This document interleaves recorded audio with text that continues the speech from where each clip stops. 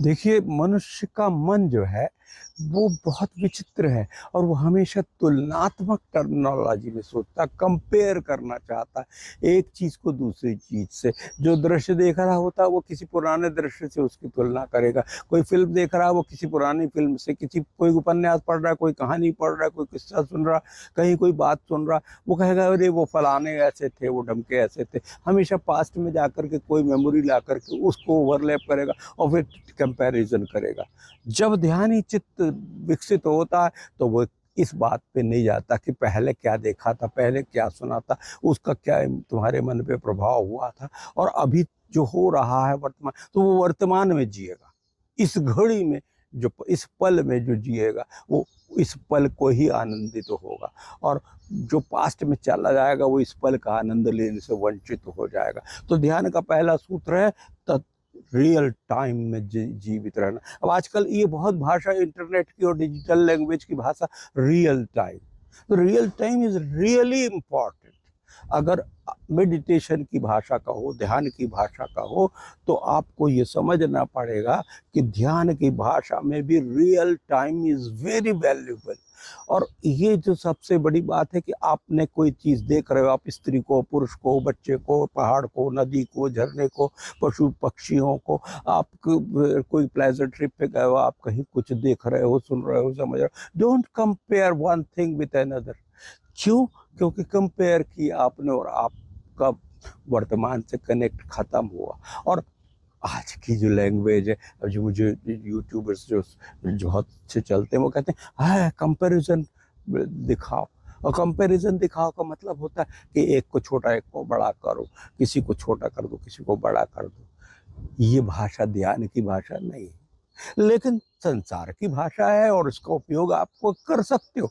मैं ये इनका आपको मना नहीं कर रहा हूँ कि आप ये ध्यान इन भाषाओं का उपयोग मत करो, इन शब्दों का उपयोग मत करो, लेकिन आप इनको चिपका करके मत रखो। जब आप किसी रियल टाइम चीज के साथ में हो और आप उसको रियली उस मोमेंट में आप उसके साथ होना चाहते हो, तो फिर भूल जाओ कि पहले क्या था और भूल जाओ कि बाद में क्या होगा, कि कल ये चेहरा कैसा दिखेगा। You don't go this like this. ये बिल्कुल फ्यूटाइल एफर्ट है। आप प्रेजेंट मोमेंट को, आप जिस घड़ी में हो, आप उसको डिस्ट्रॉय कर देना चाहते तो आप पास्ट में या फ्यूचर में चले जाओ, बात बिगड़ जाएगी, खत्म हो जाएगी, मोमेंट ना रहेगा। और उस मोमेंट का जो जॉय है, सच्चिदानंद जो कहा गया, सत चित्त आनंद, सदा सदा रहने वाला, जो कभी विदा नहीं होता, न कहीं कोई जो इसका फ्यूचर है, न कोई उसका पास्ट है, वो तो है, सदा के लिए है, सब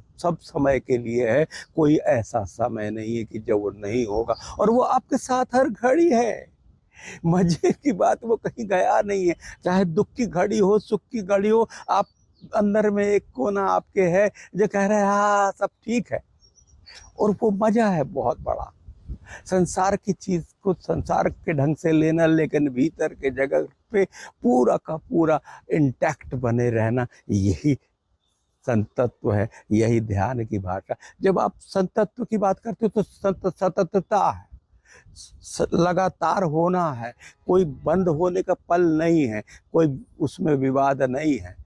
तो इसको आपको ठीक ठीक समझ लेना पड़ेगा। अगर आप नहीं समझते हो तो आप ध्यान को मिस कर दोगे, उस पल को मिस कर दोगे। आप जीवन को भी लोग मिस किए जा रहे हैं, जीवन को पता ही नहीं कि वो जी रहे हैं। और वो कुछ दूरी दुनिया भरे की चिंता में लगे हुए हैं, पर वो इस बात को भूले हुए कि जीवित हैं। ज्यादातर लोगों से पूछो आप क्यों खाना खाते हो, वो बहुत सारी बातें कहेंगे कि हमको ये काम करना, हमको वो काम करना। खाना आप सिर्फ जीने के लिए खाते हो, पानी आप सिर्फ जीने के लिए पीते हो, सांस आप सिर्फ जीने के लिए लेते हो। आपको जो कुछ भी आपको सुख दिखाई देते हैं, वो सब आपके जीवन की आवश्यकता के कारण ही उत्पन्न हुए सुख हैं। वो निर्भर है कि आप जीवित हो। अब मुर्दे को कुछ भी रिक्वायरमेंट नहीं है और कुछ सुख और दुख दोनों नहीं है, पर मुर्दा ध्यान में भी नहीं है। ध्यान करने की क्षमता तो केवल जीवित में है, और हम लोग सौभाग्य से जीवित हैं। और यही संभावना, इसलिए तो कहा गया कि मानव जीवन दुर्लभ है। क्यों बार बार ऐसा कहते हो? तो अपन लोग सोचते हैं ये पता नहीं कहाँ की बात कर रहे हैं। नहीं, ये बिल्कुल सच की बात हो रही है। अब उनको आप झूठ कह लो तो आप ही झूठे हो, दूसरा झूठ नहीं। तो बात को पूरी समझ लो। मैं समझने पे जोर देता हूँ, मैं याद रखने पे बात करने पे जोर नहीं देता हूँ। मैं कहता हूँ समझ लो, और समझे तो जीतोगे लड़ाई को। धन्यवाद।